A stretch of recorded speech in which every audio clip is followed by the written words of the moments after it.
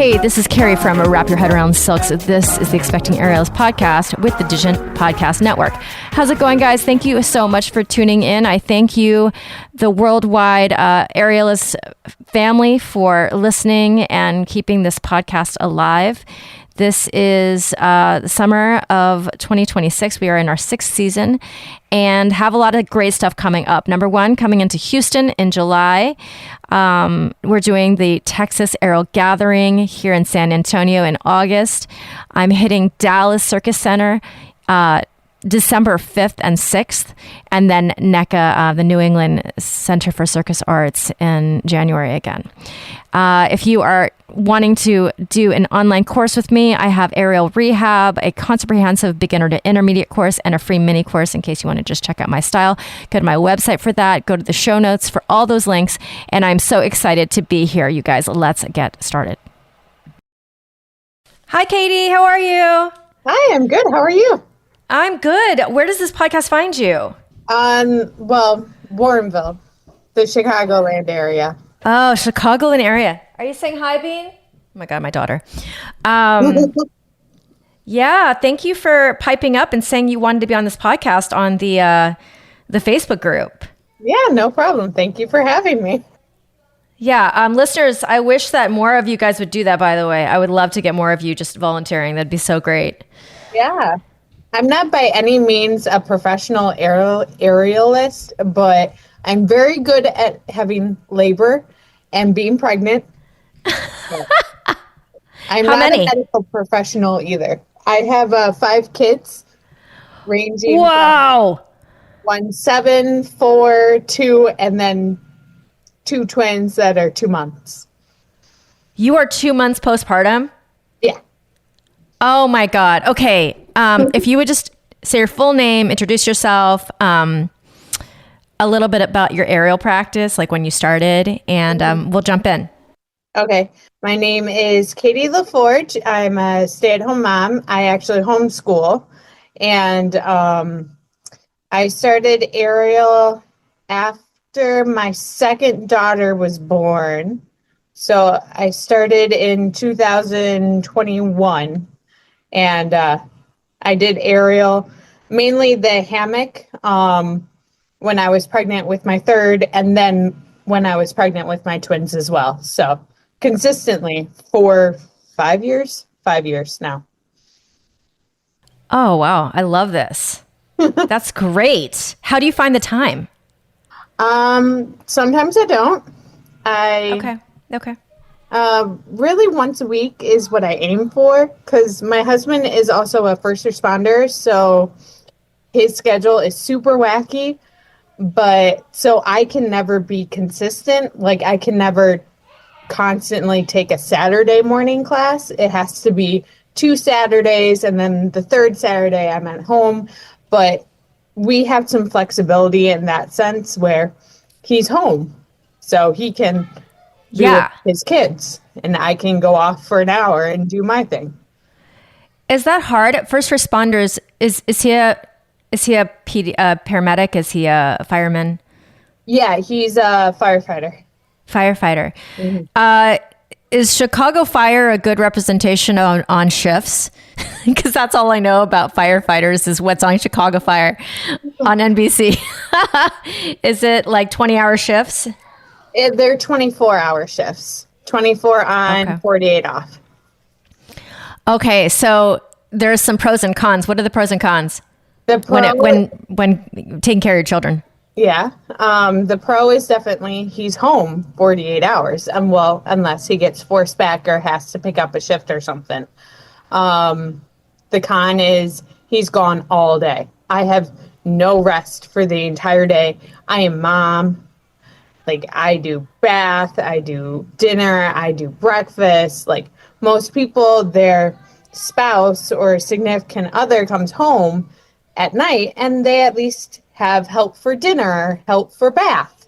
Nope, all on me for at least 24 hours, which is okay, but. Okay, because it kind of makes itself up on the other days. Yeah, definitely. We're able to go out and do things. And I have help, like going to the zoo or going to a park. Yeah. Okay, so you're 2 months postpartum. How do you feel today? Really good. Yeah. You've got this down. Like you're a professional mom. I'm just a mom. You're professional at this. I just have a feeling.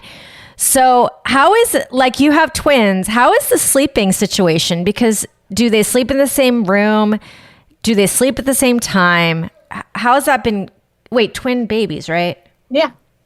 Yeah. How does that work? They're on the same schedule, thankfully. And they're actually all napping right now. And then my older two that actually don't nap, they're doing quiet time right now. It's pretty awesome, but sometimes that doesn't work out that way. So, do they wake each other up inadvertently? If they happen to share the same crib and they're squirming around, sometimes they'll accidentally bump each other. But for the most part, they don't wake each other up. Oh my God. I feel like you got some juice over there. You got some magic. You must. I have one and I struggle. Okay. So were all of these kids planned, or was it just kind of like, let's see what the universe gives us? They were all planned except for the twins. God's like, you don't have enough anxiety. I'm going to give you twins. But other than that, they were all planned. And how old are you right now? I am 36. I just turned 36. Mm-hmm. Happy birthday. Thank you. Okay, so I assume that having twins was different than not having twins.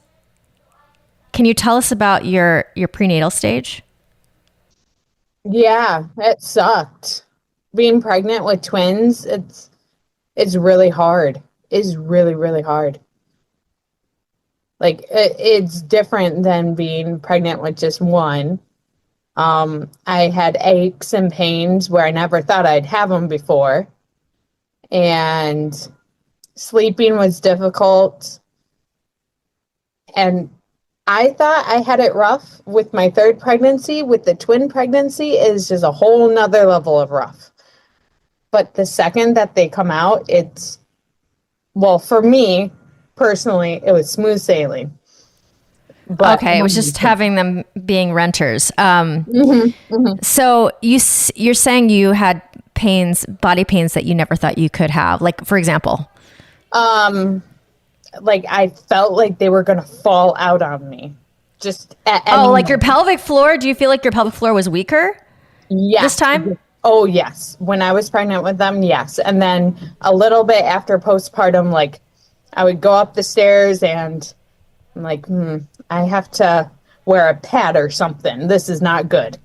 It evened out. It's fine now, but during pregnancy, my pelvic floor was shot and it was... So incontinence while pregnant, but then after that, it was gone.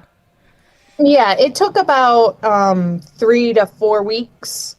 So I've been good for about a month or so. I don't think I need therapy, but... Wow. Okay, and how did your pelvis do? Like, do you generally have stable joints? Like, are you hypermobile in the first place? No hypermobility, no. And my flexibility was only okay. Though I cannot really do, what's it called, Supta Konasana without some pain now. Like where your legs are open like a butterfly. Yes. I can't really do that well. I've noticed that. And that's new. Yeah, that is very new. It's weird. Okay. Well, your pelvis got a workout, girl, I think. Mm-hmm. Yep. Okay, and then sleeping. Tell us more about the sleeping. Like how did you become comfortable while trying to fall asleep with the two in there?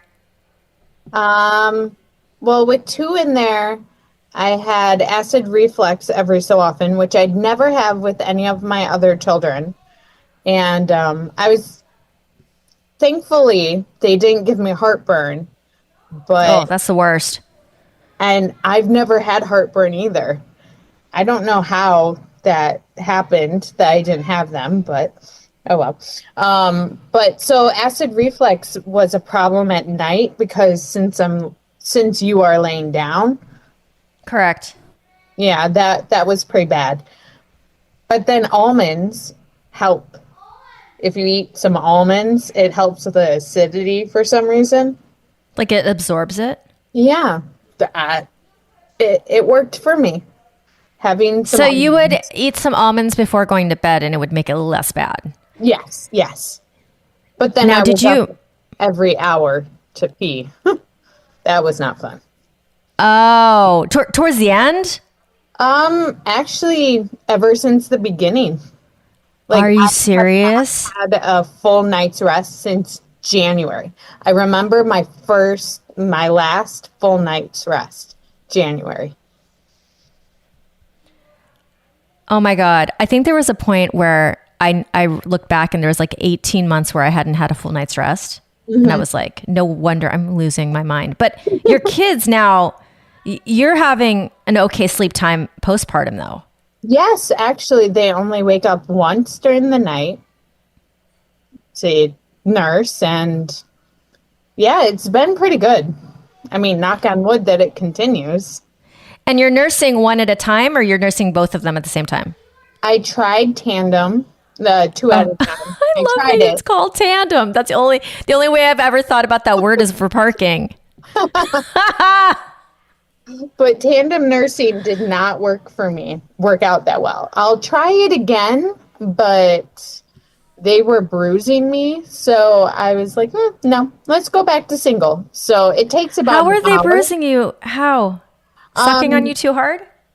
They had really shallow latches. And yeah, my nipples were turning purple.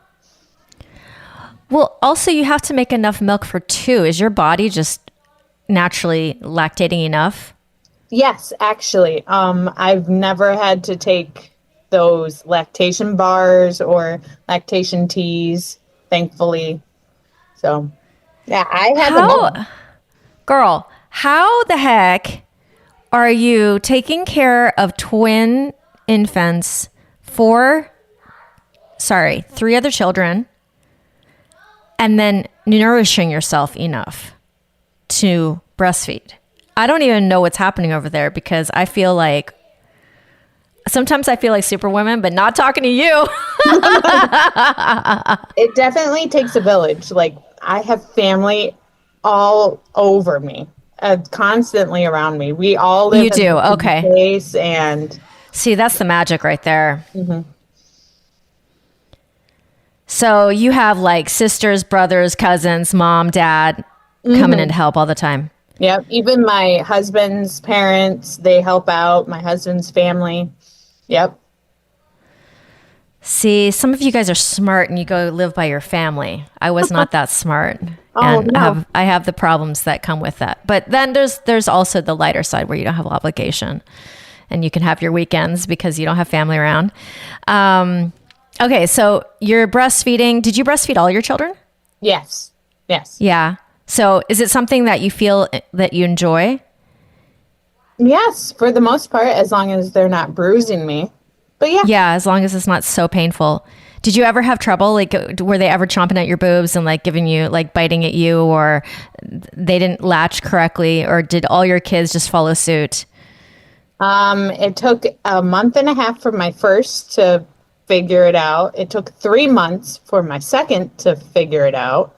And my third was pretty much good right away, but then we fell off the wagon at like a month and a half for a couple weeks. But then things got good again. And Okay. the twins, luckily, they've been doing good almost the entire time. And they were NICU babies too. Oh, please tell. What happened during the labor? So they were born nearly a month early. They were born at 34 and a half weeks. Naturally. They just Naturally. decided they wanted to come out. Right, yes. I think I went into back labor because I actually went into labor and delivery crying, which that has never happened before. Because they were twins, there's the increased chance of C-section. So I demanded the epidural right away, which is good for the back labor because that's an intense pain. And I've been induced before with my third, so I know intense pain without the epidural, but back labor is a whole nother story. But so, but I was able to do it all vaginally with the epidural. That really, really helped because after twin A came out, twin B went sideways. And so they literally had to reach up me and turn her from the inside. Okay. Yeah, because that can get tricky with two. It's like traffic jam. Yeah, exactly. Okay, so you were able to have both, but they were a month early, so they went straight into the NICU. How small were they?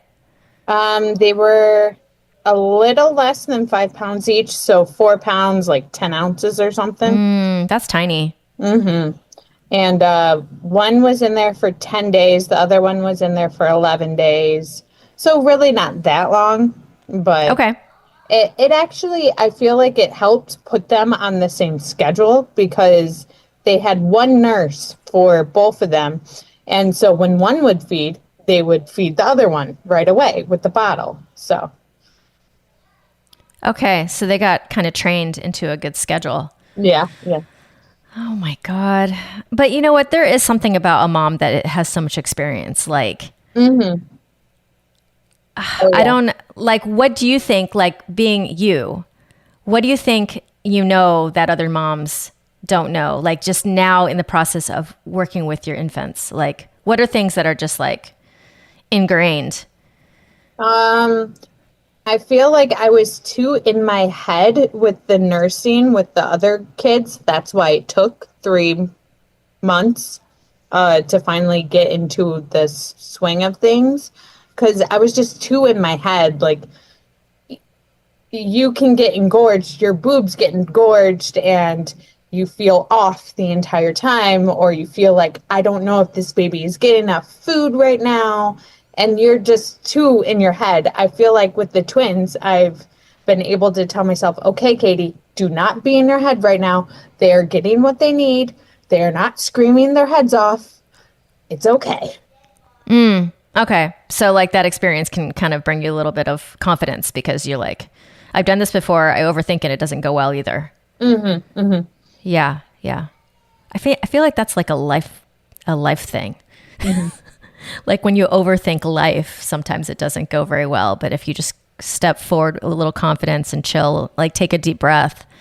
I need to do that recently. I've been going through like menopausal symptoms.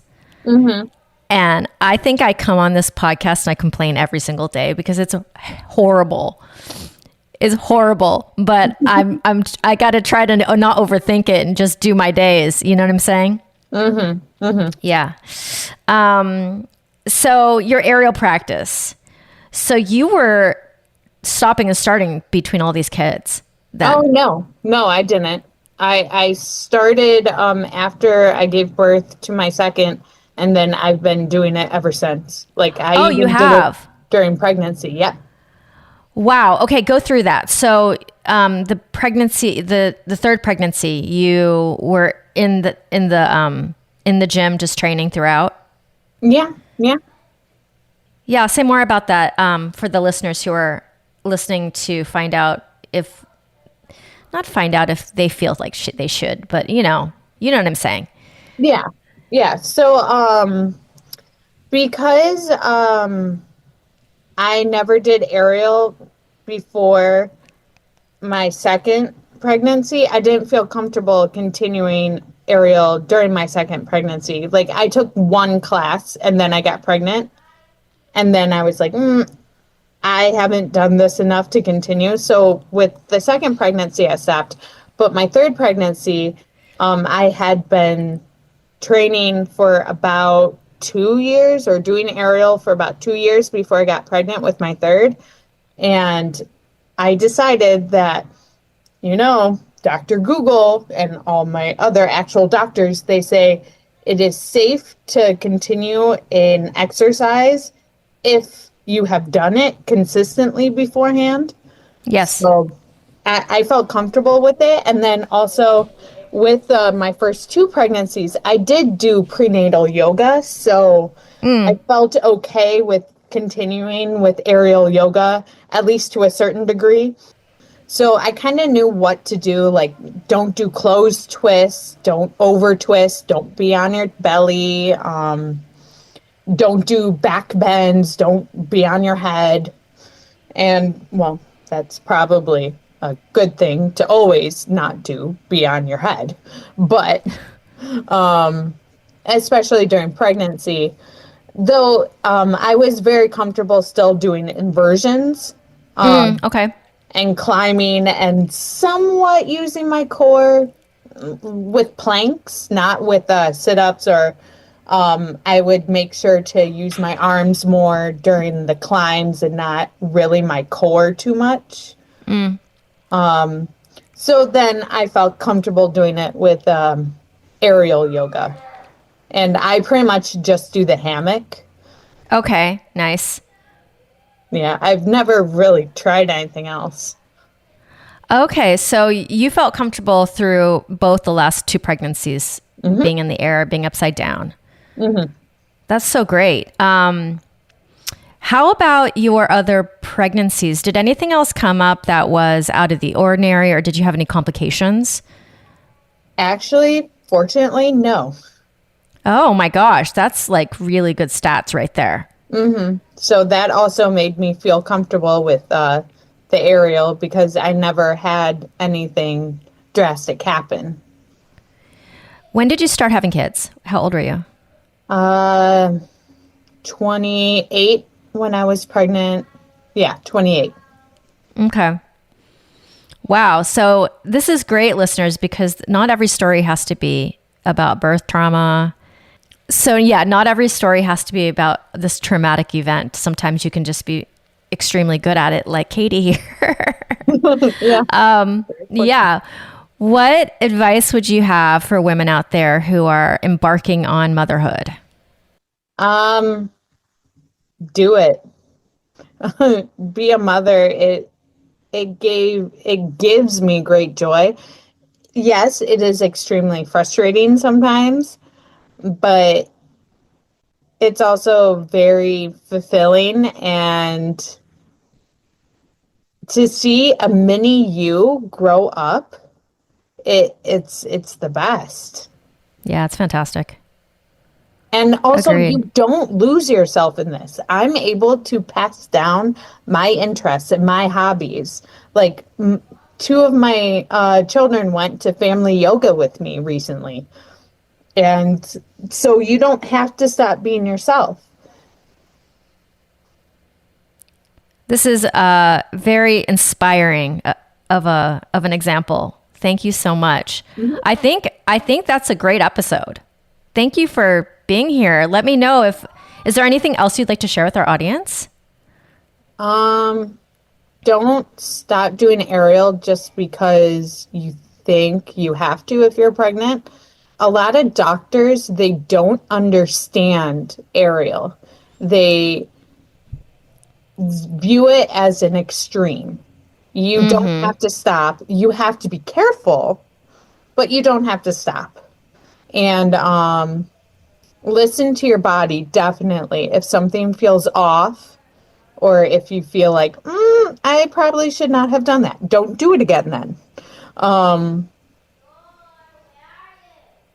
Also, like, yeah, as long as you've done it previously, you can continue to do it with moderation and with changes, modifying, and yeah.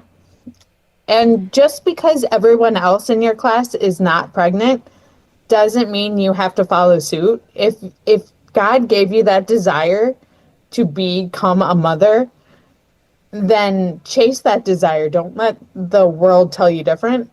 Yeah.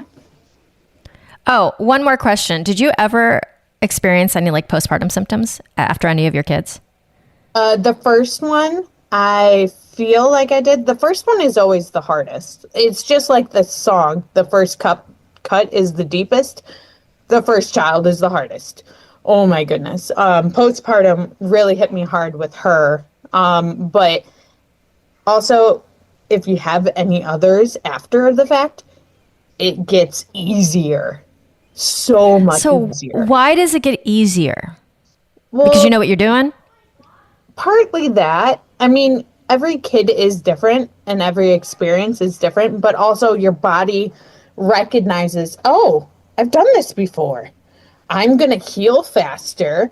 I'm going to let you do everything faster. And then plus, with the more kids you have, the more entertainment they have.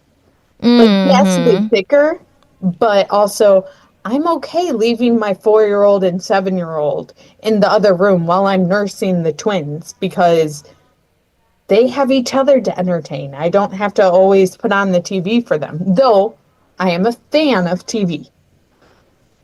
All right. And then with the first, did you have postpartum depression? Not diagnosed medically, but maybe. Okay.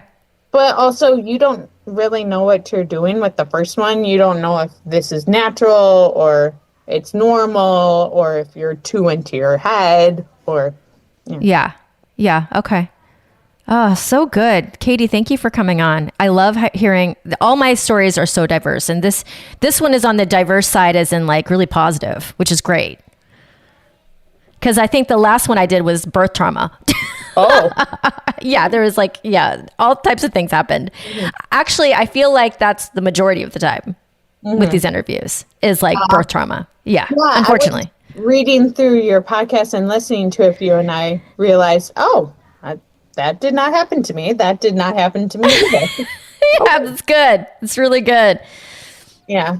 Everyone's experience is completely different. Like, yes, there can be similarities, but your experience is your own. Your opinions are your own, and that's just everyone. Everyone's different. I love it, Katy. Thank you for sharing your story. I really appreciate you. Yeah, thank you for having me. All right, my friends, thank you so much for joining us. And thank you to my guests for carving out the time to be with me. If you would give me a review and smash that 5 stars, it really, really makes a huge difference in other people being able to find this podcast organically. So I thank you for that. Go to my show notes if you want to check the links out for anything, or if you'd like to sign up for any of my workshops coming up. I really appreciate you. If you'd like to be on this podcast, please DM me at CarrieWee1 on Instagram. I would love to highlight your story on this podcast. I want to get as many diverse stories as possible. All right, my friends, over and out. This is the Expecting Airless podcast, now with the Digitent Network.